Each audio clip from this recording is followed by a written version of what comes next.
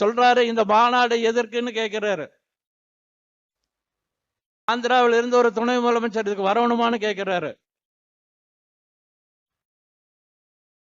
என்ன சொல்றாரு, நாங்க 400 கோடி ரூபாயில மாநாடு நடத்த போறோம் அப்படிங்கிறார். நீ மாநாடு நடத்துற ஆளு 400 கோடி ரூபாய் என்ன செல்ற வர்ற, எங்கிருந்து பணம் வந்தது நீ சொல்லணும்.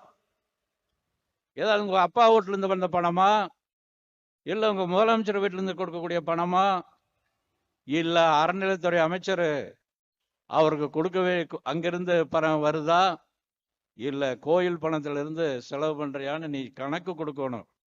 நாங்க கணக்கு, இந்த மாநாடு நடத்துக்கான கணக்கு கொடுக்க நாங்க தயாரா இருக்கிறோம். 1500 வசூல் பண்ணி எந்த விதமான யாருக்கும் எந்த விதமான பணம் கொடுக்காமல் அவரவர்களே இந்த மாநாட்டுக்கு வந்திருக்கின்றார்கள். நாங்கள் கணக்கு கொடுக்க தயாரா இருக்கின்றோம்.